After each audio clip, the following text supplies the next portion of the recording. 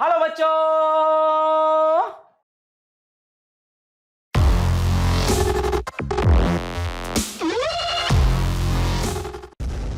ना ये रास लीला है, ना ये राम लीला है, ये भक्ति की लीला है, रसायन लीला है, प्रेम लीला है, रसायन लीला है।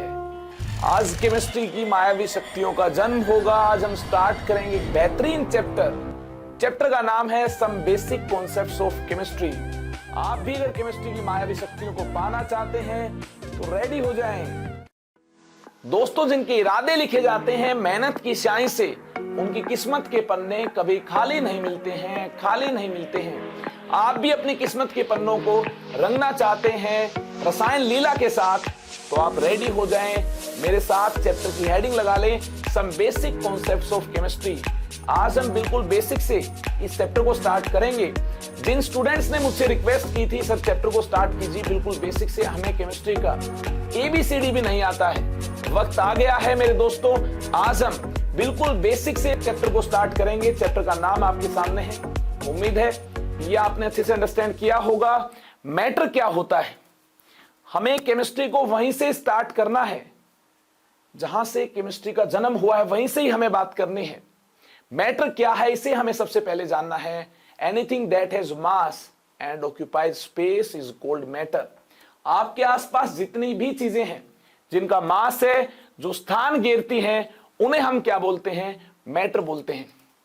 ये आप पेन देख रहे हैं, इसका मास है, ये स्पेस ऑक्यूपाई करता है, ये क्या है?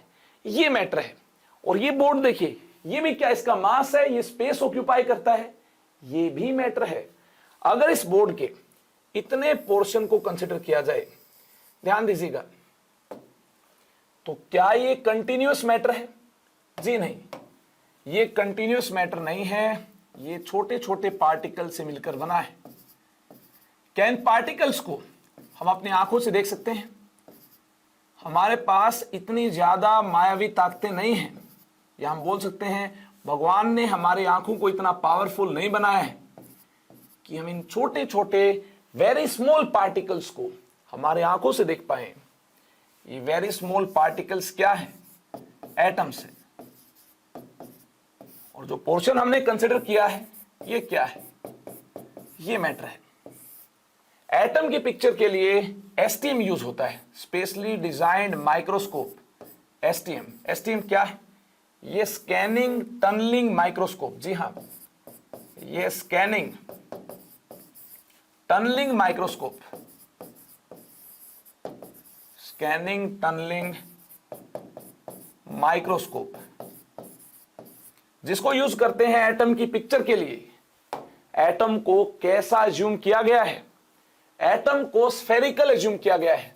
Very important point, atom is assumed to be spherical in shape। Clear है बात? 3D में सबसे छोटी चीज कैसी नजर आएगी? वैसे तो हम अपनी आंखों से नहीं देख सकते हैं, लेकिन फिर भी किसी पावरफुल माइक्रोस्कोप से अगर इसकी विजिबिलिटी की बात की जाए, इमेजिन कीजिए कैसी नजर आएगी। 3D में कोई भी बहुत ही छोटी सी चीज स्फेरिकल नजर आएगी। उम्मीद है ये आपको काफी अंडरस्टैंड हो चुका है। छोटी चीज जो कॉम्पैक्ट हो, जो कम वॉल्यूम को ऑक्यूपाई करती हो, ये आपको स्फेरिकल नजर आएगी। एटम को स्फेरिकल ही एज्यूम किया गया है। और स्फीयर का जो रेडियस होगा, इसी की टर्म्स में बात की जाएगी एटम के साइज की। ये R क्या है? ये रेडियस ऑफ एटम और रेडियस ऑफ स्फीयर है। R is radius of atom और रेडियस ऑफ स्फीयर। क्लियर है बात? तो देखिए, रेडियस ऑफ एटम अगर ग्रेटर है, रेडियस ऑफ एटम अगर ज्यादा है, तो साइज भी क्या होगा? ज्यादा होगा। अगर हमें एटम के रेडियस के बारे में इंफॉर्मेशन है, तो एटम की वॉल्यूम को हम आसानी के साथ रिप्रेजेंट कर सकते हैं। इससे रिलेटेड काफी बार नीट और जेईई में क्वेश्चंस भी आ चुके हैं। एटम की वॉल्यूम क्या होगी, ये हमें कैलकुलेट करना पड़ता है क्वेश्चंस में। वॉल्यूम क्या होगी? हम जानते हैं वॉल्यूम ऑफ स्फीयर, तो वॉल्यूम ऑफ एटम को भी आसानी के साथ रिप्रेजेंट कर पाएंगे, वॉल्यूम ऑफ एटम और वॉल्यूम ऑफ स्फीयर। देखिए क्या होगी, वॉल्यूम ऑफ स्फीयर का फॉर्मूला आप जानते हैं 4/3 पाई आर क्यूब। इससे आप आसानी के साथ वॉल्यूम ऑफ एटम को रिप्रेजेंट कर सकते हैं। आई होप इस फॉर्मूला को आपने अंडरस्टैंड कर लिया होगा। जो फॉर्मूला वॉल्यूम ऑफ स्फीयर को कैलकुलेट करने के लिए यूज होता है, एटम को स्फेरिकल कंसीडर किया गया है, इसी फॉर्मूला से वॉल्यूम ऑफ एटम को भी आसानी के साथ कैलकुलेट किया जाएगा। अगर डेंसिटी की बात करनी हो, डेंसिटी को भी हम कैलकुलेट कर पाएंगे। देखिए डेंसिटी ऑफ एटम क्या होगी, density of atom is atomic mass, mass of atom, atomic mass divided by volume of atom और atomic volume, atomic volume.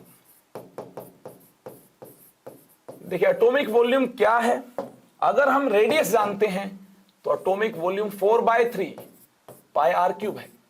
Clear है बात। Atomic mass, mass of one atom, atomic mass is mass of one atom. ये कैसे calculate होगा, इसकी पूरी माया को हम आगे जानेंगे। क्लियर है बात। एटॉमिक मास की पूरी कहानी को हमें जानना है। एटॉमिक मास क्या है, अभी आप बस इतना अंडरस्टैंड कर सकते हैं, यह है मास ऑफ वन एटम। कैसे कैलकुलेट होगा, एटम में कौन कौन से सब एटॉमिक पार्टिकल्स होते हैं, इसकी पूरी कहानी जानेंगे। आप ये जान चुके हैं कॉन्स्टिट्यूएंट पार्टिकल्स मैटर के क्या होंगे, ये होंगे एटम्स। और एटम्स क्या हैं, इसकी पूरी माया को जानने के लिए हमें स्टेप बाय स्टेप इनकी बात करनी होगी। सबसे पहले डेफिनेशन की बात करनी होगी, उसके बाद सब एटॉमिक पार्टिकल्स क्या होते हैं, कहां पर एग्जिस्ट करते हैं, कितने सब एटॉमिक पार्टिकल्स होते हैं, एटॉमिक मास को कैसे कैलकुलेट किया जाएगा, ये पूरी कहानी हम आगे बनाएंगे। इसमें सबसे पहले हमें जानना होगा एटम को, एटम की डेफिनेशन को। देखिए एटम होता क्या है, an atom is the smallest unit of matter that forms a chemical element. देखिए एलिमेंट में सेम टाइप के एटम्स होते हैं, एक ऐसा सब्सटेंस जो बना हो सेम टाइप के एटम्स के कॉम्बिनेशन से। एटम्स कंबाइन होते ही क्यों है, ये पूरी माया केमिकल बॉन्डिंग में हम जानेंगे। एटम एक दूसरे को अट्रैक्ट करते हैं और इस प्रकार से केमिकल एलिमेंट की फॉर्मेशन होती है, जिसमें सेम टाइप के एटम्स एग्जिस्ट करते हैं। नाइट्रोजन प्लस नाइट्रोजन क्या फॉर्म होगा, N2 फॉर्म होगा, अट्रैक्शन हुई होगी और इस प्रकार से N2 फॉर्म होगा। हाइड्रोजन हाइड्रोजन के बीच अट्रैक्शन होगी, क्या फॉर्म होगा, H2 फॉर्म होगा। क्लियर है बात। ऐसे ही 4 फॉस्फोरस एटम्स कंबाइन होंगे, T4 फॉर्म होगा। 6 सल्फर एटम्स कंबाइन होंगे, S6 फॉर्म होगा। 8 सल्फर एटम्स कंबाइन होंगे, S8 फॉर्म होगा। 12 बोरोन एटम्स कंबाइन होंगे, B12 फॉर्म होगा। 60 कार्बन एटम्स कंबाइन होंगे, C60 फॉर्म होगा। और जब भी एटम्स कंबाइन होंगे स्टेबिलिटी इंक्रीज होगी, अट्रैक्शन होगी, और स्टेबिलिटी इंक्रीज हुई है, इस वजह से एनर्जी रिलीज होगी। क्लियर है बात। एनर्जी यहां पर रिलीज होगी, ये आपको ध्यान रखना है। जब भी एटम्स कंबाइन होंगे तो ये फिनोमिना एक्सोथर्मिक होगा। ध्यान से देखिए, अगर कॉन्स्टिट्यूएंट पार्टिकल्स के बीच अट्रैक्टिव फोर्स और फोर्स ऑफ अट्रैक्शन का मैग्नीट्यूड ज्यादा होगा तो इसका क्या मीनिंग है, इसका मीनिंग है एनर्जी उनकी ज्यादा एक्सटेंट तक डिक्रीज हो पाई होगी और ज्यादा स्टेबल स्टेट अटेन हो पाई होगी, स्टेबिलिटी इंक्रीज होगी। अगर ज्यादा स्टेबल स्टेट अटेन होगी तो डेफिनेटली एनर्जी रिलीज होगी, क्योंकि एनर्जी डिक्रीज हुई है तो जितनी एनर्जी डिक्रीज होगी उतना ही एनर्जी में लॉस देखने को मिलेगा, यहां पर एनर्जी रिलीज होगी। क्लियर है बात। अगर फोर्स ऑफ अट्रैक्शन और ज्यादा है तो एनर्जी का जो रिलीज अमाउंट है ये भी क्या हो जाएगा, ज्यादा हो जाएगा और ज्यादा स्टेबिलिटी अटेन हो जाएगी। यानी प्रोसेस कैसी है, प्रोसेस एक्सोथर्मिक। अगर एनर्जी रिलीज हुई है तो प्रोसेस क्या है, एक्सोथर्मिक है। एक्सोथर्मिक प्रोसेस के लिए डेल्टा एच को और हीट चेंज को, डेल्टा एच और हीट चेंज को ऐसे रिप्रेजेंट किया जा सकता है, H final minus H initial. अगर हीट लॉस हुआ है, ज्यादा स्टेबल स्टेट अटेन हुई है, तो एच फाइनल क्या होगा, एच फाइनल लेसर होगा एच इनिशियल से। और ये चेंज क्या होगा, ये डिफरेंस क्या होगा, एच फाइनल लेसर है एच इनिशियल से, तो डिफरेंस डेफिनेटली आपको क्या मिलेगा, नेगेटिव मिलेगा। देखिए smaller quantity minus greater quantity, तो नेगेटिव ही तो मिलेगा। नेगेटिव साइन डेल्टा एच का ये रिप्रेजेंट करता है प्रोसेस है एक्सोथर्मिक, क्लियर है बात। And heat is released, heat is released. जल्दी से इसको नोट कीजिए। देखिए अगर ये आप नोट कर चुके हैं और आप हल्का सा कंफ्यूज्ड हैं, कब कितने एटम्स कंबाइन होंगे और कैसे एनर्जी रिलीज होगी, कितनी एनर्जी रिलीज होगी, ज्यादा रिलीज होगी या कम रिलीज होगी, ये पूरी कहानी जानने के लिए आपको इंतजार करना होगा। ये सब कुछ हमें जानना है केमिकल बॉन्डिंग चैप्टर में। तब तक के लिए आप मेरे साथ बने रहें और हमें बेसिक पॉइंट्स को कवर करते हुए अपने कॉन्सेप्ट्स को मजबूत बनाना है। केमिकल बॉन्डिंग को हमें इस चैप्टर के अंदर ज्यादा डिटेल में यूज नहीं करना है। बेसिक बातें हम यूज करेंगे जो कि 10th स्टैंडर्ड तक आप जानते होंगे, उनको रिवाइज भी करवाया जाएगा। जैसे डेल्टा एच नेगेटिव होगा, इसका क्या मीनिंग है मैंने आपको बताया है। अब देखिए एटम से रिलेटेड एक और इंफॉर्मेशन आपके सामने है। The smallest particle of an element which may और may not exist independently and can take part in chemical reaction is atom. देखिए एटम क्या है, एटम स्मॉलेस्ट पार्टिकल है एलिमेंट का। जैसे hydrogen atom H and chlorine atom Cl, ये react करते हैं और क्या फॉर्म हो, HCl फॉर्म हो। इस प्रकार से एटम्स अपने आप को स्टेबलाइज करने के लिए कंबाइन होंगे एक दूसरे के साथ। कंबाइन होने के बाद HCl फॉर्म होगा। देखिए स्टेबिलिटी इंक्रीज हुई है, एक दूसरे को अट्रैक्ट करते हैं और एक लोअर एनर्जी स्टेट को अटेन करते हैं, तो स्टेबिलिटी इंक्रीज हुई होगी, एनर्जी रिलीज हुई होगी, हीट रिलीज हुई होगी, हीट इज रिलीज्ड। तो इस केस में डेल्टा एच क्या होगा, डेल्टा एच नेगेटिव होगा, प्रोसेस एक्सोथर्मिक होगी। एक बार फिर से आपने देख लिया है, स्मॉलेस्ट पार्टिकल जो केमिकल प्रोसेस में पार्टिसिपेट कर सकता है, ये क्या है, ये हाइड्रोजन एटम है। यहां क्या है, क्लोरीन एटम है। आइए बात करें एटम्स में कौन से पार्टिकल्स पाए जाते हैं। जी हां, हमें बात करनी है सब एटॉमिक पार्टिकल्स की, इलेक्ट्रॉन्स, प्रोटॉन्स, न्यूट्रॉन्स की। ये सब एटॉमिक पार्टिकल्स एटम्स में पाए जाते हैं। The three main subatomic particles of atom are protons, neutrons and electrons. आइए देखें इलेक्ट्रॉन्स कहां प्रेजेंट होंगे, ध्यान से देखिए। इलेक्ट्रॉन्स प्रेजेंट होंगे सेल्स में, किस प्रकार से प्रेजेंट होंगे, देखिए इलेक्ट्रॉन इस प्रकार से प्रेजेंट होंगे, रिवॉल्व कर रहे होंगे। और सेंटर पर कौन प्रेजेंट होंगे, प्रोटॉन्स एंड न्यूट्रॉन्स प्रेजेंट होंगे। ये आप देख सकते हैं प्रोटॉन्स एंड न्यूट्रॉन्स है, और ये इलेक्ट्रॉन्स रिवॉल्व कर रहे हैं। एक पर्टिकुलर सेल में कितने इलेक्ट्रॉन्स हो सकते हैं ये आप जानते होंगे। Number of electrons in a shell और ऑर्बिट देखिए क्या होंगे, number of electrons in orbit और सेल क्या होंगे, ये होंगे 2n², where n is orbit number, n है orbit number. If n is 1 then that orbit of cell is represented by capital K. n is equal to 2 then that orbit or cell is represented by capital L. For n is equal to 3, cell is capital M. For n is equal to 4, cell or orbit is capital N. I hope ये आप जानते होंगे कौन से orbit में maximum कितने electrons आ सकते हैं। इसके साथ साथ देखिए एटम पर नेट चार्ज 0 है। इसका क्या मीनिंग है, इसका मीनिंग है number of electrons number of protons के इक्वल होंगे। एक न्यूट्रल एटम के केस में तभी तो +q -q नेट चार्ज क्या मिल पाएगा, 0 मिल पाएगा। जी हां, in case of neutral atom number of electrons will be equal to number of protons, ये आपको ध्यान रखना है। आयन के केस में क्या होगा इसको भी हम जानेंगे। आगे चलते हैं। इलेक्ट्रॉन्स कहां पर एग्जिस्ट करते हैं, न्यूक्लियस में क्या पाया जाता है, आइए इसकी बात करें। न्यूक्लियस में न्यूक्लियॉन्स मिलते हैं। प्रोटॉन्स एंड न्यूट्रॉन्स को कलेक्टिवली बोलते हैं क्या, न्यूक्लियॉन्स। ध्यान से देखिए, the nucleus of the atom contains protons and neutrons.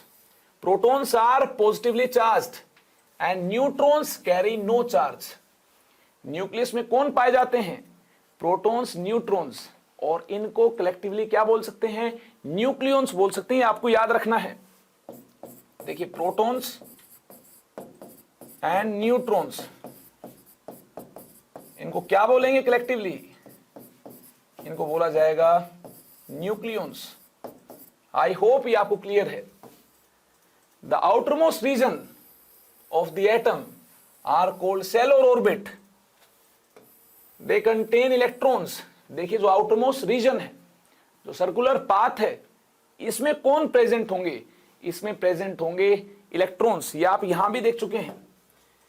ये जो आउटरमोस्ट रीजन है, इसमें देखिए इलेक्ट्रॉन्स प्रेजेंट है, और सेंटर पर कौन प्रेजेंट है, न्यूक्लियस प्रेजेंट है। न्यूक्लियस में कौन है, प्रोटॉन्स एंड न्यूट्रॉन्स है। आई होप ये आप देख चुके हैं। प्रोटॉन्स न्यूट्रॉन्स कलेक्टिवली न्यूक्लियॉन्स है, और ये कहां पर प्रेजेंट है, ये सेंटर पर प्रेजेंट है, यानी न्यूक्लियस में प्रेजेंट है। इलेक्ट्रॉन्स कहां प्रेजेंट होते हैं, इलेक्ट्रॉन्स सेल्स में प्रेजेंट होते हैं, रिवॉल्व करते रहते हैं। एक ऑर्बिट और एक शेल में मैक्सिमम कितने इलेक्ट्रॉन्स हो सकते हैं, इसकी ऑलरेडी बात हो चुकी है। आई होप ये आपने नोट कर लिया होगा। इलेक्ट्रॉन का चार्ज क्या है, नेगेटिव चार्ज है। आइए इलेक्ट्रॉन, प्रोटॉन, न्यूट्रॉन से रिलेटेड कुछ इंपॉर्टेंट बातें करते हैं, जिनको हमें इस पूरे चैप्टर के अंदर एक खूबसूरत तरीके से, बेहतरीन अंदाज में हमें यूज करना है। इलेक्ट्रॉन्स, प्रोटॉन्स, न्यूट्रॉन्स, इसकी हमें बात करनी है। इलेक्ट्रॉन्स, प्रोटॉन्स, न्यूट्रॉन्स, काफी कुछ इनके बारे में आप पहले से ही जानते हैं। आइए इंफॉर्मेशन को कलेक्ट करें और यूज करें। आगे हमें यूज करनी इंफॉर्मेशन, कहां यूज करेंगे, बारी बारी से हमें देखना है। एक साथ हम बहुत सारी इंफॉर्मेशन से डील नहीं करेंगे, हमें स्टेप बाय स्टेप आगे बढ़ना होगा, तभी ज्यादा से ज्यादा अंडरस्टैंडिंग हम बना पाएंगे। देखिए, इलेक्ट्रॉन का चार्ज क्या है, सबसे पहले हमें इसकी बात करनी है। इलेक्ट्रॉन का चार्ज क्या है, रिलेटिव चार्ज -1 होता है। Electrons are negatively charged, negatively charged. Protons are positively charged, ये आप जानते हैं, ये पॉजिटिवली चार्ज्ड है। They carry no charge, they carry no charge. Charge क्या होगा, 0 होगा न्यूट्रॉन का। क्लियर है बात। तो देखिए, रिलेटिव चार्ज क्या होगा, बात करते हैं रिलेटिव चार्ज की। इसको रिप्रेजेंट किया जाएगा -1। इसका देखिए, रिलेटिव चार्ज क्या होगा, रिलेटिव चार्ज इज +1। क्लियर है बात। न्यूट्रॉन का चार्ज क्या है, ये 0 है। न्यूट्रॉन इलेक्ट्रिकली न्यूट्रल होते हैं। अब देखिए, एसआई यूनिट चार्ज की क्या होती है, कूलम होती है। कूलम यूनिट में अगर चार्ज की बात की जाए तो -e कूलम, और ये क्या होगा, -1.6 इंटू 10⁻⁻19 कूलम होगा। ये आपको याद रखना है। प्रोटॉन का चार्ज क्या होगा, ध्यान से देखिए, ये होगा +e कूलम। कूलम यूनिट है, एसआई यूनिट है चार्ज की, +1.6 इंटू 10⁻⁻19 कूलम, और ये तो 0 होगा, ये आप जानते हैं। Coulomb is SI unit of charge, ये आप जानते हैं, ये नोट कर लीजिए। Coulomb is SI unit of charge. Charge की काफी सारी और भी यूनिट्स होती हैं, तो यहां मुझे कंफ्यूजन नहीं करने आपके लिए, इसलिए चार्ज की और यूनिट्स के बारे में, पूरी माया के बारे में आगे जानेंगे। अभी केवल और केवल हमें यह जानना है इलेक्ट्रॉन का चार्ज कितना है एसआई यूनिट की फॉर्म में, प्रोटॉन का चार्ज क्या है, और न्यूट्रॉन तो इलेक्ट्रिकली न्यूट्रल है। यहां तो कोई कंफ्यूजन होनी ही नहीं चाहिए। आइए चार्ज के बाद बात की जाए मास की। इलेक्ट्रॉन, प्रोटॉन, न्यूट्रॉन का मास क्या है। देखिए, यह भी इंपॉर्टेंट है मास भी हमें इस चैप्टर में काफी बार यूज करना है इन सब एटॉमिक पार्टिकल्स का। Mass of electron 9.1 into 10⁻⁻28 gram. Kilogram में क्या होगा, चलिए 1000 से डिवाइड कीजिए, 9.1 इंटू 10⁻31 किलोग्राम, ये होगा मास किलोग्राम में। अब बारी है प्रोटॉन के मास की। प्रोटॉन का मास क्या होगा, मास of proton, mass of one proton, one electron के मास की हमने बात की है, तो आइए मास ऑफ वन प्रोटॉन की बात करें। मास ऑफ वन प्रोटॉन, ये चार्ज भी हमने वन इलेक्ट्रॉन और वन प्रोटॉन का चार्ज रिप्रेजेंट किया है। मास ऑफ वन प्रोटॉन क्या है, ये 1.673 इंटू 10⁻⁻24 ग्राम। किलोग्राम में कन्वर्ट करना है तो इसको डिवाइड करना होगा 1000 से। किलोग्राम में क्या होगा, एक प्रोटॉन का मास 1.673 इंटू 10⁻⁻27 किलोग्राम। आई होप आपने भी 1000 से डिवाइड किया होगा और आपको भी प्रोटॉन का मास इतने किलोग्राम ही मिल पाया होगा। अब आगे बढ़ते हैं, न्यूट्रॉन के मास की बात करते हैं। मास ऑफ वन न्यूट्रॉन क्या होगा, काफी स्टूडेंट्स को कंफ्यूजन होती है, क्या प्रोटॉन का मास न्यूट्रॉन का मास एग्जैक्टली सेम होता है या फिर नियरली सेम होता है। आइए ज्यादा प्रिसाइजली बात करते हैं, न्यूट्रॉन का मास क्या है, mass of one neutron, mass of one neutron देखिए क्या है, mass of one neutron is 1.675 into 10⁻⁻24 ग्राम। और किलोग्राम में कन्वर्ट किया जाए, एक बार फिर से 1000 से डिवाइड करना होगा और आपके पास किलोग्राम में न्यूट्रॉन का मास आ जाएगा 1.675 इंटू 10⁻⁻27 किलोग्राम। यह है न्यूट्रॉन का मास किलोग्राम में। देखिए अब हमें कंपेयर करना होगा इलेक्ट्रॉन प्रोटॉन न्यूट्रॉन के मास को। एक बार फिर से हम रिप्रेजेंट करते हैं, इलेक्ट्रॉन का मास क्या है, 9.1 इंटू 10⁻⁻28 ग्राम। प्रोटॉन का mass, mass of one proton 1.673 into 10⁻⁻24 gram. And mass of one neutron ये 1.675 इंटू 10⁻⁻24 ग्राम। इस प्रकार से हमने इलेक्ट्रॉन प्रोटॉन न्यूट्रॉन के मासेस को रिप्रेजेंट कर लिया है।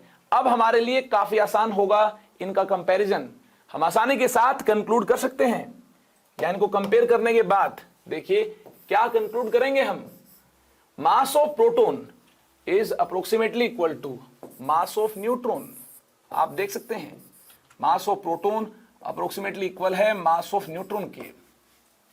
ये 1.67 है, ये भी 1.67 है इंटू 10⁻⁻24 इंटू 10⁻⁻24। केवल इसी डेसिमल प्लेस का डिफरेंस है। आई होप ये आपने नोट कर लिया होगा। नियरली इक्वल हुआ कि नहीं हुआ, अगर ये नियरली इक्वल है तो आइए इनको कंपेयर करते हैं इलेक्ट्रॉन के मास से। इलेक्ट्रॉन का मास काफी कम है, 10⁻⁻28, नेगेटिव साइन के साथ देखिए 28 है और यहां पर नेगेटिव साइन के साथ 24 है। तो देखिए किसका मास ग्रेटर है, प्रोटॉन न्यूट्रॉन का मास मच मच ग्रेटर है इलेक्ट्रॉन के मास से। तो एक और कंक्लूजन तो यहां पर हम देखिए एस्टेब्लिश कर सकते हैं, mass of proton approximately equal to mass of neutron. Mass of proton और mass of neutron is much greater than mass of electron. Mass of electron can be neglected. जी हां, mass of electron can be neglected,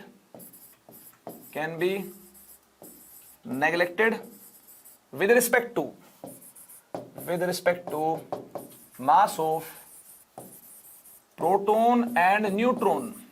electron का मास proton and neutron के मास से इतना कम है, आप देख सकते हैं, पावर से ही देख सकते हैं, नेगेटिव साइन के साथ है, कंफ्यूज नहीं होना है, पावर से ही देख सकते हैं इलेक्ट्रॉन का मास प्रोटॉन न्यूट्रॉन के मास से इतना कम है, इसको नेग्लेक्ट किया जा सकता है।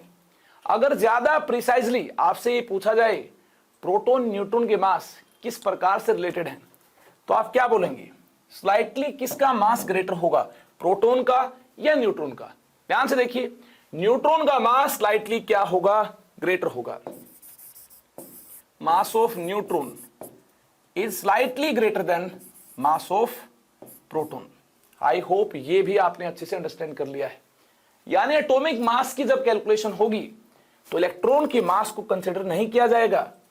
क्यों कंसीडर नहीं करेंगे, क्योंकि इलेक्ट्रॉन के मास पर एटॉमिक मास डिपेंड नहीं करेगा। इलेक्ट्रॉन का मास काफी कम है, इसको हम नेग्लेक्ट कर सकते हैं प्रोटॉन न्यूट्रॉन के मास के रिस्पेक्ट में। ध्यान से देखिए, इससे रिलेटेड एग्जाम में क्वेश्चंस आते हैं। देखिए अब बारी है एक बेहतरीन अंदाज में एटम को रिप्रेजेंट करने की। एक्स ए जेड ये होगी एटम की रिप्रेजेंटेशन। एक्स क्या है, X is symbol of atom, X is symbol of atom, ये सिंबल है, symbol of atom. And capital A is mass number, capital Z is atomic number. देखिए मास नंबर कैपिटल ए क्या represent करता है, mass number represents, mass number capital A represents sum of number of protons and number of neutrons, number of protons and number of neutrons के sum को represent करता है ये capital A. Clear है बात। और देखिए एटॉमिक नंबर कैपिटल जेड ये क्या रिप्रेजेंट करता है, atomic number capital Z represents number of protons, ये नंबर ऑफ प्रोटॉन्स को रिप्रेजेंट करता है एटॉमिक नंबर कैपिटल जेड। ये एटम का नंबर है, अगर 1 है इसका क्या मीनिंग है, ये फर्स्ट एटम होगा, 2 है सेकंड एटम होगा, 20 है ये एटम 20th एटम होगा। इसीलिए एटम के इस नंबर को क्या बोलते हैं, एटॉमिक नंबर बोलते हैं। क्लियर है बात। और इसे मास नंबर क्यों बोलते हैं, जैसा कि आपने देखा एटम का मास प्रोटॉन न्यूट्रॉन के मास पर डिपेंड करता है। प्रोटॉन न्यूट्रॉन के नंबर का जो सम होगा इससे ही एटॉमिक मास रिप्रेजेंट होगा।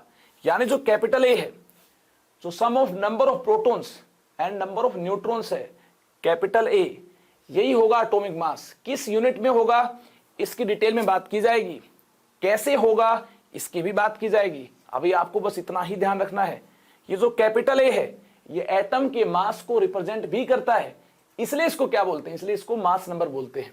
ये हम देख चुके हैं, एटम का मास प्रोटॉन न्यूट्रॉन के मास पर डिपेंड करता है, तो इनके नंबर पर भी डिपेंड करेगा। नंबर ज्यादा होगा इनका मास ज्यादा होगा, एटॉमिक मास ज्यादा होगा। और ऐसा देखा जा चुका है इनके नंबर का सम ही एटॉमिक मास के इक्वल है। और किस यूनिट में एटॉमिक मास को रिप्रेजेंट किया जाएगा, कैसे, प्रोटॉन न्यूट्रॉन के नंबर का सम एटॉमिक मास के इक्वल है। इस पूरी माया को हमें बारीकी से जानना है। मेरे साथ बने रहें पूरे फोकस के साथ, आप हर बात को जान जाएंगे। कुछ ही सेकंड बाद सब आप जान चुके होंगे। इससे पहले हमें बात करनी है न्यूट्रल एटम के केस में।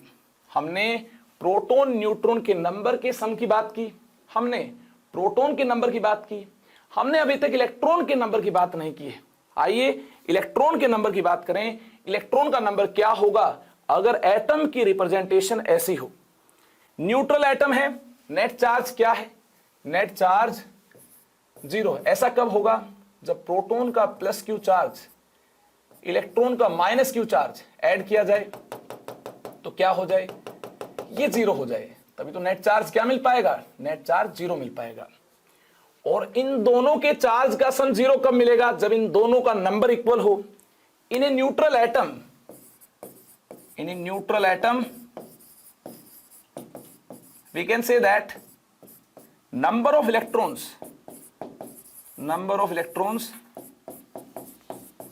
and number of protons are same, तभी तो नेट चार्ज 0 है, number of protons are same. Clear है बात। अगर प्रोटॉन का नंबर एटॉमिक नंबर Z है तो इलेक्ट्रॉन का नंबर भी क्या होगा, Z होगा। आई होप इसको आपने काफी बारीकी से अंडरस्टैंड कर लिया है।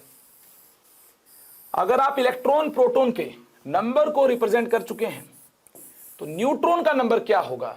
देखिए मास नंबर में से एटॉमिक नंबर को माइनस कर दिया जाए तो क्या होगा, नंबर ऑफ प्रोटॉन से नंबर ऑफ प्रोटॉन्स क्या हो जाएंगे, कैंसिल हो जाएंगे, आपको नंबर ऑफ न्यूट्रॉन्स भी मिल जाएंगे। आगे चलते हैं, आगे बढ़ते हैं। हमें अलग से बात करनी है नंबर ऑफ न्यूट्रॉन्स की। नंबर ऑफ न्यूट्रॉन्स क्या होंगे, नंबर ऑफ न्यूट्रॉन्स, देखिए मास नंबर कैपिटल ए से हमने माइनस किया एटॉमिक नंबर कैपिटल जेड, तो क्या मिलता है, मास नंबर कैपिटल ए क्या है, number of protons plus number of neutrons है, और एटॉमिक नंबर कैपिटल जेड क्या है, नंबर ऑफ प्रोटॉन्स है। तो देखिए नंबर ऑफ प्रोटॉन से नंबर ऑफ प्रोटॉन्स कैंसिल हो जाएंगे, नेगेटिव साइन है, तो हमें क्या मिल जाएंगे, नंबर ऑफ न्यूट्रॉन्स मिल जाएंगे।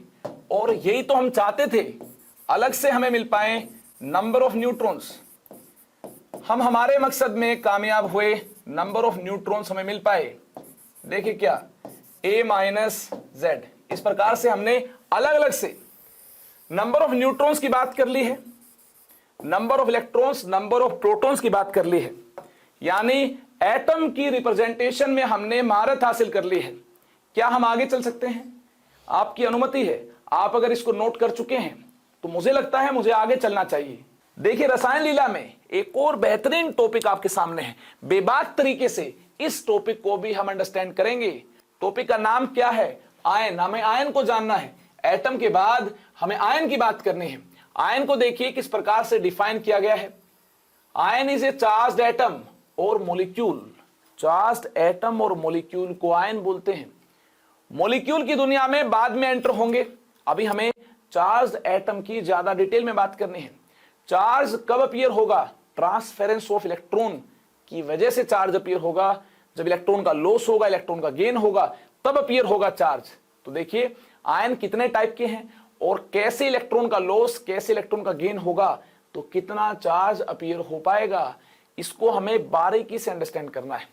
Positively charged ions are cations and negatively charged ions are anions. Clear है बात। पॉजिटिवली चार्ज्ड आयंस कैटायंस है, नेगेटिवली चार्ज्ड आयंस एनायंस है। कब फॉर्म होंगे पॉजिटिवली चार्ज्ड आयंस, जब इलेक्ट्रॉन का रिमूवल होगा। जी हां, cations are formed by, cations are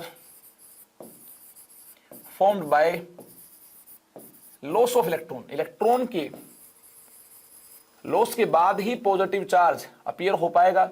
तो cations are formed by loss of electrons. Clear है बात।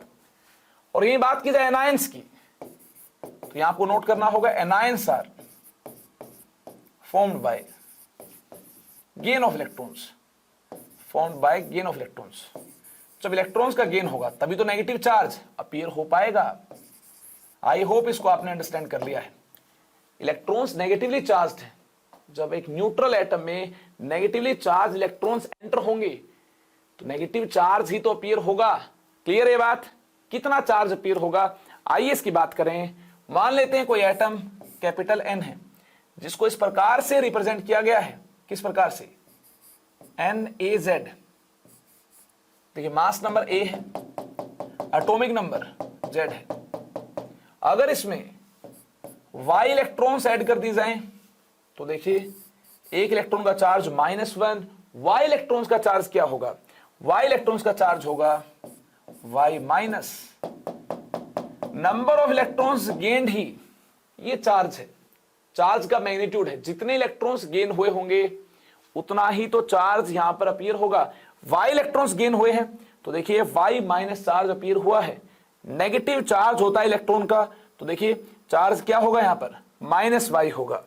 अगर यहां पर हमारे पास एटम है कैपिटल M, ध्यान से देखिए इसको इस प्रकार से रिप्रेजेंट किया गया है, कैपिटल M AZ। और अगर यहां से इलेक्ट्रॉन का लॉस है और X इलेक्ट्रॉन का लॉस हुआ है तो कितना चार्ज अपीयर होगा।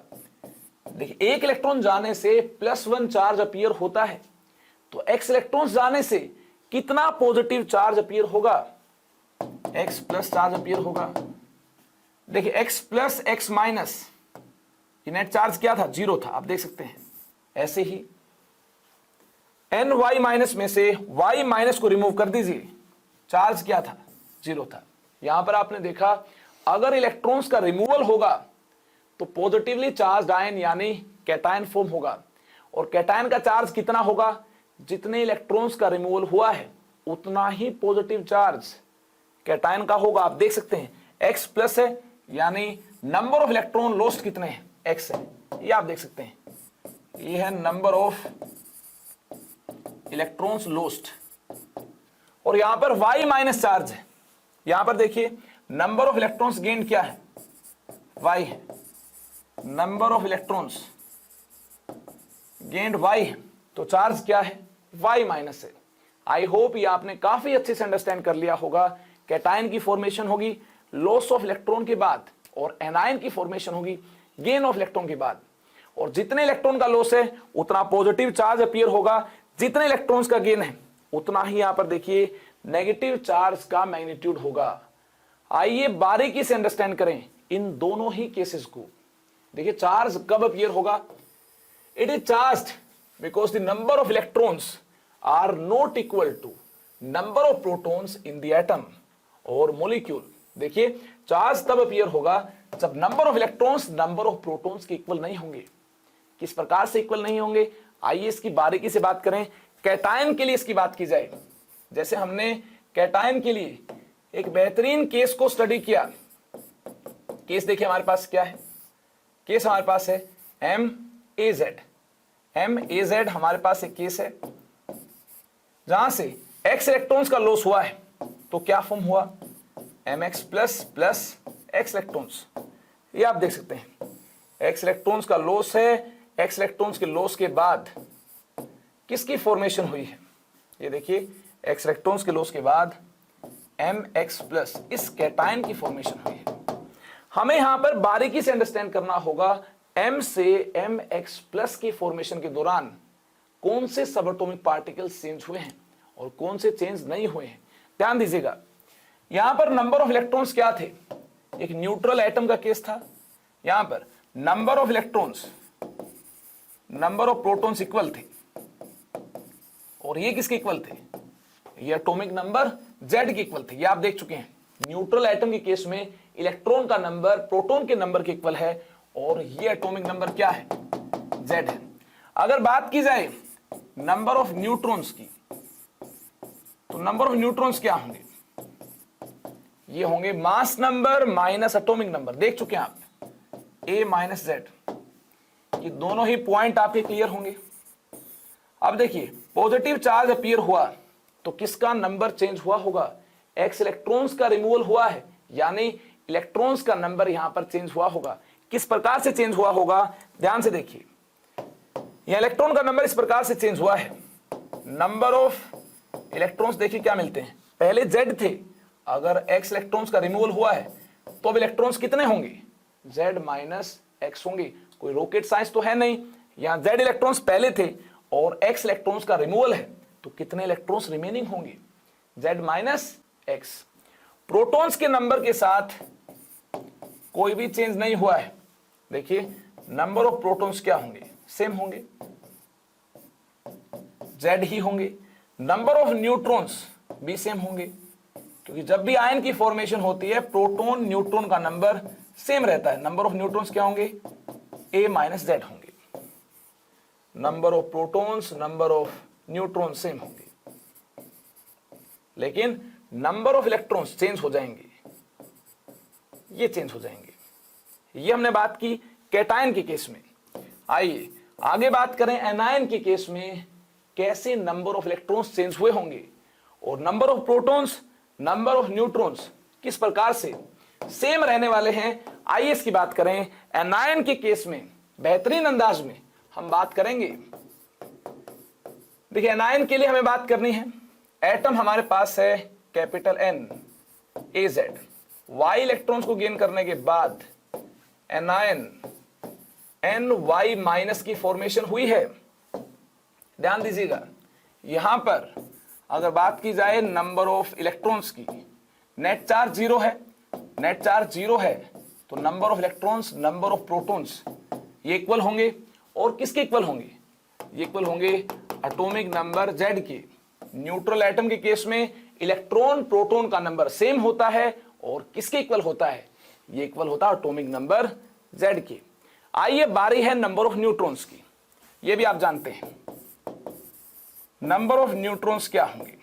Mass number minus atomic number, ए माइनस जेड।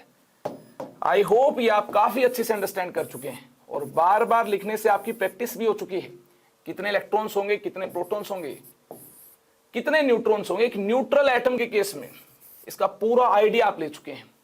अब बारी है वाई इलेक्ट्रॉन्स को गेन करने के बाद कौन से सब एटॉमिक पार्टिकल का नंबर चेंज हुआ है, इसकी बात करने की। देखिए वाई इलेक्ट्रॉन्स गेन हुए हैं, तभी तो वाई माइनस चार्ज है, तो वाई इलेक्ट्रॉन्स गेन हुए हैं। तो यहां पर हम बोल सकते हैं जब चार्ज जीरो था तो नंबर ऑफ इलेक्ट्रॉन्स कितने थे? जब चार्ज जीरो था उस केस में नंबर ऑफ इलेक्ट्रॉन हमारे पास नंबर ऑफ प्रोटॉन्स के इक्वल थे, जेड थे। और अब वाई इलेक्ट्रॉन्स एडिशनली यहां इसने एक्सेप्ट किए हैं, तो इलेक्ट्रॉन का नंबर क्या होगा? जेड से इंक्रीज होकर क्या हो जाएगा? जेड प्लस वाई हो जाएगा। आयन की फॉर्मेशन के दौरान नंबर ऑफ प्रोटॉन्स चेंज नहीं हुए हैं, प्रोटॉन का नंबर सेम है यानी जेड ही है, और नंबर ऑफ न्यूट्रॉन्स चेंज नहीं हुए हैं यानी क्या है? ए माइनस जेड ही है। आई होप इसको भी आपने नोट कर लिया होगा। देखिए नंबर ऑफ इलेक्ट्रॉन्स चेंज होंगे लेकिन number of protons, number of neutrons क्या रहेंगे? ये सेम रहेंगे। एक बार फिर से आपने देख लिया है, जब भी न्यूट्रल एटम से आयन की फॉर्मेशन होगी तो बार बार क्या चेंज हो रहा होगा? कौन से सब एटॉमिक पार्टिकल्स का नंबर चेंज हो रहा होगा। आइए इसको कंक्लूड करते हैं और उसके बाद कुछ क्वेश्चंस की बात करते हैं, शॉर्टकट की बात करते हैं। देखिए जब भी बात की जाएगी न्यूट्रल एटम से आयन की बात की जाएगी तो कितनी पॉसिबिलिटीज है? देखिए यहां पर टू पॉसिबिलिटीज है, आइदर गेन ऑफ इलेक्ट्रॉन और loss of electron, either gain of electron और लॉस ऑफ इलेक्ट्रॉन। क्लियर है बात? लेकिन ध्यान से देखिए number of protons, number of neutrons change नहीं होंगे। हमने न्यूट्रल एटम के केस में देखा है number of electrons initially electron के एक्सचेंज से पहले, न्यूट्रल एटम के केस में जब चार्ज जीरो है उस केस में number of electrons number of protons के इक्वल है और ये इक्वल है एटॉमिक नंबर जेड के। और नंबर ऑफ न्यूट्रॉन्स किसके इक्वल है? ये mass number minus atomic number के इक्वल है। तो होगा क्या आगे? देखिए इलेक्ट्रॉन का नंबर तो चेंज होना है, तो हमारे पास नंबर ऑफ इलेक्ट्रॉन्स कैलकुलेट करने का एक बेहतरीन तरीका देखिए आयन के लिए क्या है। नंबर ऑफ इलेक्ट्रॉन कैलकुलेट करने का या तो इलेक्ट्रॉन का लॉस होगा या इलेक्ट्रॉन का गेन होगा। आप अप्लाई कीजिए Z minus charge. Very important point, very important result, ये आपको याद रखना है, अपनी मुट्ठी में रखना है। नजरें बदलेंगे, नजारे बदल जाएंगे। इसको अप्लाई करने से आप आसानी के साथ नंबर ऑफ इलेक्ट्रॉन्स को कैलकुलेट कर पाएंगे। ये माया है, रसायन लीला है। देखिए यहां पर आपने जो नंबर ऑफ इलेक्ट्रॉन्स कैलकुलेट करने के लिए जेड माइनस चार्ज को अप्लाई किया है, ये किसके लिए एप्लीकेबल है? ये cation as well as anion दोनों के ही नंबर ऑफ इलेक्ट्रॉन्स को कैलकुलेट करने के लिए अप्लाई किया जा सकता है। आप आजमा कर देख सकते हैं। कैटायन मैंने कंसिडर किया mx प्लस एंड एनायन मैंने कंसिडर किया ny माइनस। देखिए इस कैटायन की कोरस्पॉन्डिंग नंबर ऑफ इलेक्ट्रॉन्स कितने होंगे ये आपके सामने है। नंबर ऑफ इलेक्ट्रॉन्स होंगे z माइनस चार्ज, इस चार्ज को साइन के साथ ही पुट करना है, ये z माइनस प्लस x। और देखिए आपको इतने ही नंबर ऑफ इलेक्ट्रॉन्स मिल पाए थे, ये आप देख सकते हैं z माइनस x। और अगर बात की जाए एनायन के नंबर ऑफ इलेक्ट्रॉन्स की, चार्ज क्या है माइनस y, इसको भी साइन के साथ हमें पुट करना है। देखिए नंबर ऑफ इलेक्ट्रॉन्स क्या होंगे? नंबर ऑफ इलेक्ट्रॉन्स होंगे z माइनस y चार्ज, ये होंगे z plus y। I hope ये भी आपने अंडरस्टैंड कर लिया है। ये हमने यहां देखा है number of electrons z plus y है, देखिए z प्लस y है। इस प्रकार से एक सेम फॉर्मूला को बेहतरीन अंदाज में अप्लाई करते हुए number of electrons cation as well as anion दोनों ही टाइप के आयंस के कैलकुलेट किए जा सकते हैं z माइनस चार्ज से। और number of protons and number of neutrons change होंगे नहीं, ये भी आपको नोट करना है। आयन के नंबर ऑफ प्रोटॉन्स क्या मिलेंगे, नंबर ऑफ प्रोटॉन्स Z के इक्वल मिलेंगे। एंड आयन के केस में नंबर ऑफ न्यूट्रॉन्स क्या मिलेंगे, A माइनस Z मिलेंगे। ये चेंज नहीं होंगे, ये आपको मिलेंगे अनचेंज्ड। आई होप पूरी कहानी आपने अंडरस्टैंड कर ली है। अब वक्त हो गया है कुछ आयंस के नंबर ऑफ इलेक्ट्रॉन्स को कैलकुलेट करने का। जैसे O2 माइनस आयन के नंबर ऑफ इलेक्ट्रॉन्स क्या होंगे, जल्दी से हम इसकी बात करनी है, कुछ ही सेकंड में इसकी बात कर पाएंगे। ऑक्सीजन 68 है, ये ऑक्सीजन की रिप्रेजेंटेशन है। ये क्या है, ये मास नंबर है। न्यूट्रल एटम के केस में देखिए number of electrons number of protons के इक्वल होंगे। ये क्या है, ये एटॉमिक नंबर है, एटॉमिक नंबर Z है, और ये मास नंबर कैपिटल A है। देखिए नंबर ऑफ इलेक्ट्रॉन्स क्या होंगे, नंबर ऑफ इलेक्ट्रॉन्स इस केस में तो होंगे Z ही, लेकिन बात की गई है O2 माइनस की।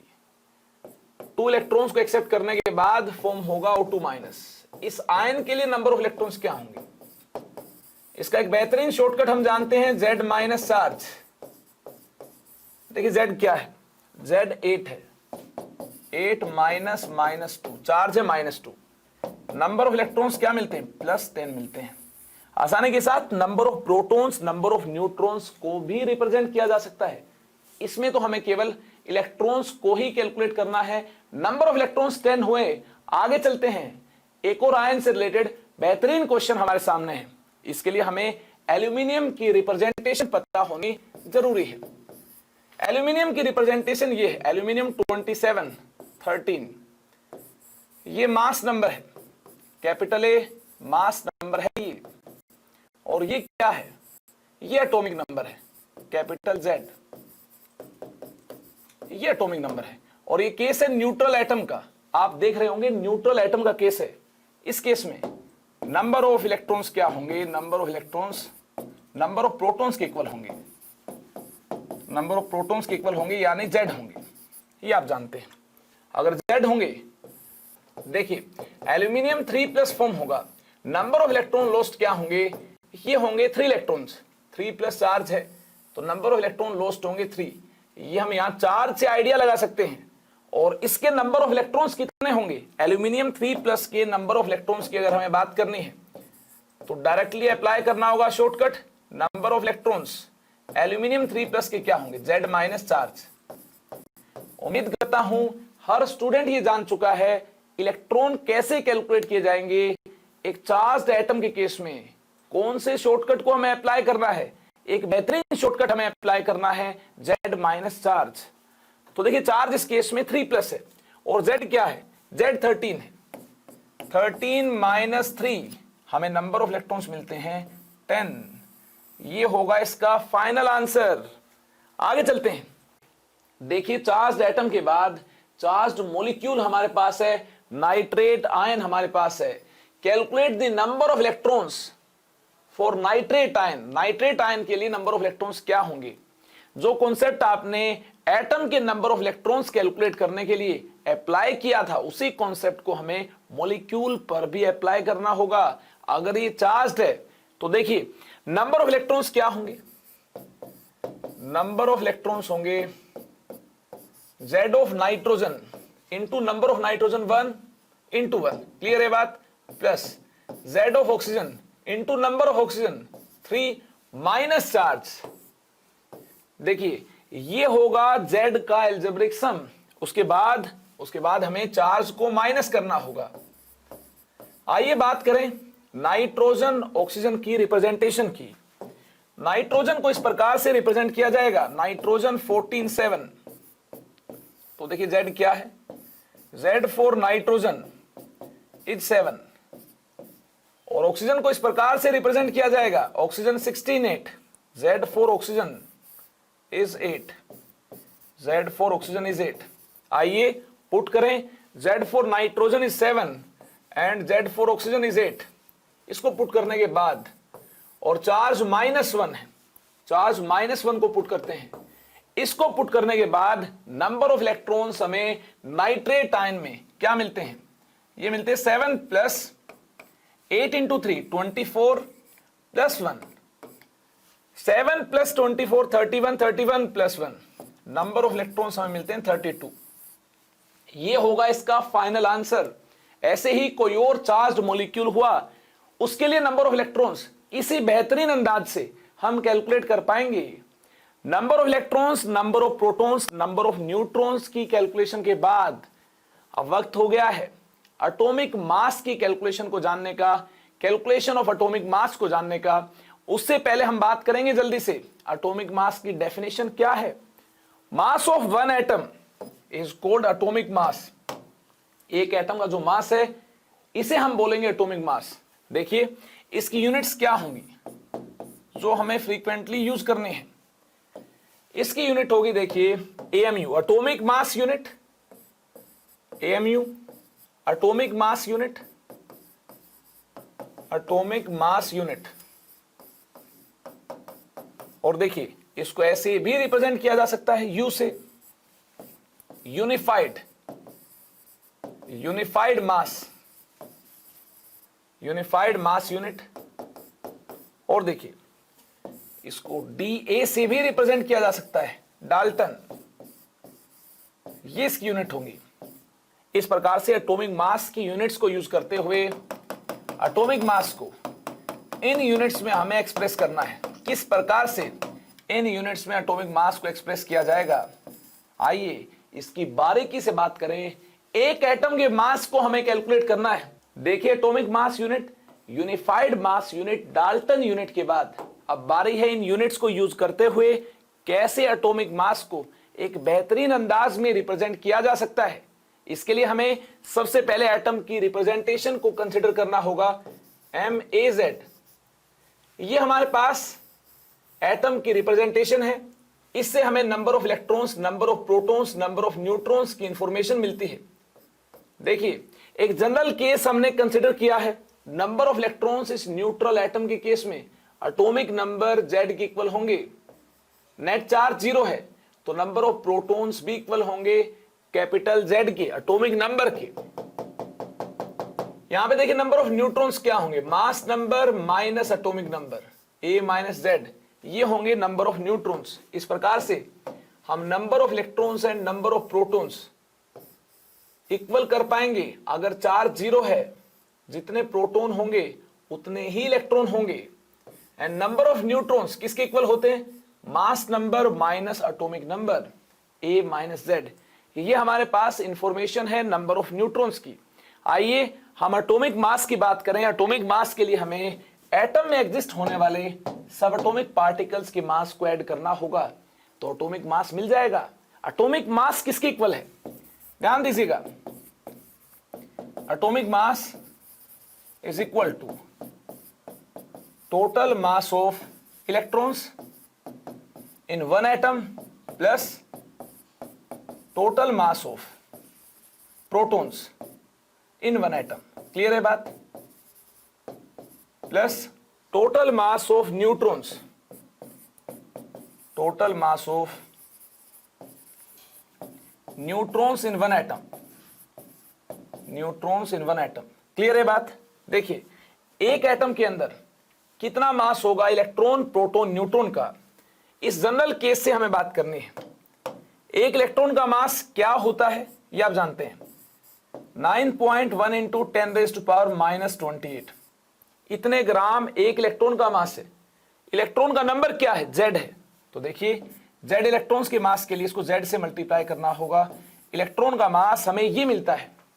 टोटल मास प्रोटॉन्स का क्या होगा, प्रोटॉन्स का नंबर देखिए क्या है, Z है, और हमारे पास एक प्रोटॉन का मास है 1.67 इंटू 10⁻⁻24 ग्राम। तो Z प्रोटॉन्स का मास क्या होगा, इंटू Z ग्राम होगा। आगे देखिए टोटल मास न्यूट्रॉन्स का क्या होगा, देखिए एक न्यूट्रॉन का मास क्या है, 1.6 इंटू 10⁻⁻24 ग्राम, 1.67 है ये। क्लियर है बात। एक न्यूट्रॉन का मास इतना है। न्यूट्रॉन्स हैं कितने हमारे पास, A माइनस Z न्यूट्रॉन्स हमारे पास हैं। तो A माइनस Z न्यूट्रॉन्स का मास क्या होगा, इंटू A माइनस Z ग्राम। अब यहां पर इसको अगर फर्दर सिंप्लीफाई करना है तो एक बेहतरीन अप्रोक्सीमेशन यहां पर लेनी होगी। अप्रोक्सीमेशन देखिए क्या है, इलेक्ट्रॉन का मास प्रोटॉन न्यूट्रॉन के मास के कंपैरिजन में काफी कम होता है। इलेक्ट्रॉन के मास को नेग्लेक्ट किया जा सकता है, ये 10⁻⁻28, ये देखिए 10⁻⁻24, ये से मच मच ग्रेटर है। यानी इलेक्ट्रॉन के मास को प्रोटॉन न्यूट्रॉन के मास के रिस्पेक्ट में नेग्लेक्ट किया जा सकता है। ऐसा करते हैं तो एक बेहतरीन अंदाज में आपके सामने एटॉमिक मास आ जाएगा, जो कि हम इस प्रकार से यूनिटरी मेथड से कैलकुलेट कर चुके हैं। देखिए एटॉमिक मास हमें बेहतरीन अंदाज में क्या मिलता है, एटॉमिक मास हमें मिलता है इस प्रकार से, यहां से कॉपी करते हैं। देखिए 1.67 into 10⁻⁻24, 1.67 into 10⁻⁻24 into Z plus, यहां से देखिए न्यूट्रॉन का मास क्या है, न्यूट्रॉन का मास a minus Z into 1.67 into 10⁻⁻24, यानी 1.67 into 10⁻⁻24 into a minus Z. अब देखिए इस ब्रैकेट को ओपन करने से हमें क्या मिलता है, इस ब्रैकेट को ओपन करने से हमें मिलता है 1.67 into 10⁻⁻24 into Z plus 1.67 into 10⁻⁻24 into A, और इसके साथ भी मल्टीप्लाई होगा, माइनस जेड के साथ भी मल्टीप्लाई होगा, माइनस 1.67 इंटू 10⁻⁻24 इंटू जेड। ध्यान से देखिए ये प्लस साइन के साथ है, ये माइनस साइन के साथ है। प्लस 1.67 इंटू 10⁻⁻24 इंटू जेड से माइनस 1.67 इंटू 10⁻⁻24 इंटू जेड, ये क्या हो जाएगा, ये कैंसिल हो जाएगा, आप देख सकते हैं। और बेहतरीन अंदाज में देखिए एटॉमिक मास क्या होगा, यहां से एटॉमिक मास हमें मिलता है कैपिटल A इंटू 1.67 इंटू 10⁻⁻24 ग्राम। इसको अगर और ज्यादा प्रिसाइजली और एक्यूरेटली अगर इसको रिप्रेजेंट किया जाए तो देखिए एटॉमिक मास क्या होगा, एटॉमिक मास होगा A इंटू 1.66 इंटू 10⁻⁻24 ग्राम।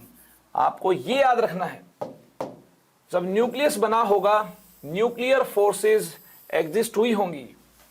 आप जानते हैं काफी स्ट्रॉन्ग फोर्सेस होती हैं न्यूक्लियर फोर्सेस, इनके एग्जिस्ट होने की वजह से मास में कुछ डिफेक्ट भी आया होगा, मास डिफेक्ट भी हुआ होगा, जो एनर्जी रिलीज हुई होगी उसके कोरस्पॉन्डिंग मास डिक्रीज हुआ होगा। कितना मास डिक्रीज होगा और डिक्रीज होकर कितना हो जाएगा, क्या हो जाएगा, ये आपके सामने है। देखिए मास ये हो जाएगा, ये नहीं होगा। आई होप इतने प्रिसीजन के साथ आप आसानी के साथ बात कर सकते हैं, और ज्यादा एक्यूरेटली ज्यादा प्रिसाइजली अगर बात करनी हो तो एटॉमिक मास यही होगा। और इसको भी यहां से रिप्लेस किया जा सकता है AMU यूनिट से, और ज्यादा सिंप्लीफाइड फॉर्म में अगर आपको एटॉमिक मास रिप्रेजेंट करना है तो देखिए और ज्यादा सिंप्लीफाइड फॉर्म में एटॉमिक मास कैसे रिप्रेजेंट किया जा सकता है। हमने ज्यादा एक्यूरेटली बात की एटॉमिक मास की, क्या होगा A इंटू 1.66 इंटू 10⁻⁻24 ग्राम होगा। देखिए इसको याद रखना ज्यादा आसान है, या केवल कैपिटल A को याद रखना ज्यादा आसान है, केवल कैपिटल A को याद रखना ज्यादा आसान है, यही तो मास नंबर होता है। फिर इसको यहां से कैसे रिमूव किया जा सकता है, अगर हम यूनिट चेंज कर दें, इसे बोल दिया जाए AMU, एक नई यूनिट को जन्म दें AMU, एटॉमिक मास यूनिट। तो यहां से एटॉमिक मास एक बेहतरीन अंदाज में एटॉमिक मास यूनिट में रिप्रेजेंट किया जा सकता है। Atomic mass is equal to, देखिए इसको हटाकर हमने AMU यूनिट को इंट्रोड्यूस किया है, is equal to capital AMU। Very important point, gram में क्या होगा ये आप देख चुके हैं, AMU में क्या होगा ये आपके सामने है। तो फिर 1 AMU क्या हुआ, जिसको रिप्लेस किया है आपने AMU से, वही तो होगा 1 AMU। 1 AMU देखिए क्या होगा, 1.66 इंटू 10⁻⁻24 ग्राम होगा 1 AMU। आई होप इसको भी आपने लर्न कर लिया होगा। अब देखिए यहां से कंक्लूड क्या करें। काफी स्टूडेंट्स ये सोच रहे होंगे कि काफी कॉम्प्लेक्स हो गया ये, कंक्लूड क्या करना है। देखिए मेरे साथ, कंक्लूड ये करना आपको बेटा, आपके पास कैपिटल एम ए जेड ये रिप्रेजेंटेशन है एटम की, और ये कैपिटल ए मास नंबर है, ये एटॉमिक मास को रिप्रेजेंट करता है। इस कैपिटल एम ए जेड के लिए एटॉमिक मास को रिप्रेजेंट करने के दो तरीके हैं। देखिए एटॉमिक मास अगर ग्राम यूनिट में रिप्रेजेंट किया जाए तो क्या होगा, ये होगा a into 1.66 into 10⁻⁻⁴ gram, gram unit में ये होगा। और अगर AMU यूनिट में बात की जाए तो एटॉमिक मास AMU यूनिट के साथ होगा कैपिटल AMU। एटॉमिक मास को दो यूनिट में रिप्रेजेंट किया जा सकता है, ये हम आज के सेशन में देख चुके हैं। AMU यूनिट के साथ और ग्राम यूनिट के साथ, ग्राम को किलोग्राम में तो कन्वर्ट कर ही लेंगे अगर रिक्वायरमेंट हुई। इनको याद करना होगा, इस रिप्रेजेंटेशन के साथ आपको याद करना होगा। अब आप सोच रहे होंगे हम एटॉमिक मास को AMU में भी रिप्रेजेंट कर सकते हैं, ग्राम में भी रिप्रेजेंट कर सकते हैं, ज्यादा फ्रीक्वेंटली किस में हम रिप्रेजेंट करेंगे, AMU में करेंगे। AMU is atomic mass unit, ये एटॉमिक मास की यूनिट है, एटॉमिक मास यूनिट। इसमें ही आपको एटॉमिक मास को ज्यादा फ्रीक्वेंटली रिप्रेजेंट करना होगा। जो पीरियोडिक टेबल होती है इसमें जो एटॉमिक मास गिवन होते हैं, मेंशन्ड होते हैं, ये एटॉमिक मास AMU यूनिट में ही मेंशन्ड होते हैं। हमें कुछ एलिमेंट्स के एटॉमिक मास को याद करना होता है, इसके लिए मैंने पेश किया आपके सामने पीरियोडिक टेबल। ध्यान से देखिए, hydrogen 1, lithium 7, sodium 23, potassium 39, beryllium 9, magnesium 24, calcium 40, strontium 88, इनको आपको याद रखना है। ये एटॉमिक मासेज आपको याद हो चुके हैं। तो यहां देखिए, iron 56, platinum 195, gold 197, silver 108, copper 63.5, zinc 65। I hope ये सब कुछ आपने याद कर लिए हैं। मरकरी 200, आगे चलते हैं। Boron 11, aluminium 27, carbon 12, silicon 28, nitrogen 14, phosphorus 31, oxygen 16, sulphur 32, fluorine 19, chlorine 35.5, bromine 80, iodine 127, helium 4, neon 10, argon 18, krypton 36। बस आपको इतने एलिमेंट्स के एटॉमिक मासेस को याद करना है। इसके बाद टेबल को याद करवाया जाएगा पीरियोडिक प्रॉपर्टी चैप्टर में, बिल्कुल डिटेल में एटॉमिक नंबर्स के साथ, और एटॉमिक स्ट्रक्चर चैप्टर में भी इसकी डिटेल में बात की जाएगी। तो आपको डरना नहीं है अगर ये टेबल याद नहीं है। अभी जल्दी से आपको एटॉमिक मासेस याद करने होंगे जो कि ज्यादा फ्रीक्वेंटली क्वेश्चंस में यूज होते हैं।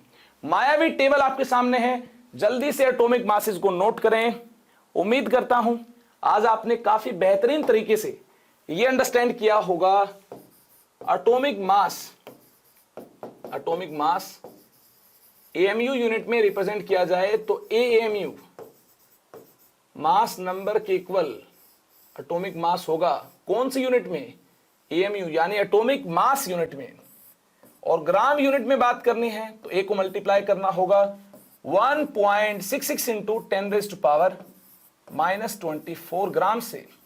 इस प्रकार से हम AMU को ग्राम में कन्वर्ट कर पाएंगे, यानी 1 AMU कितने ग्राम के इक्वल हुआ? 1.66 इंटू 10⁻⁻24 ग्राम के इक्वल हुआ।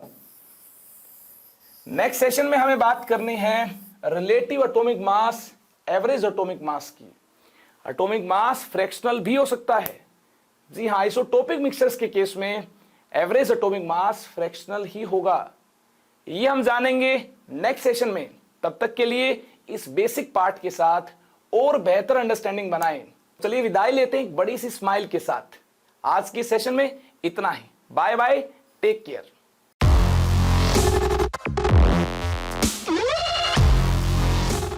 पढ़ाई करते रहें। All the very best.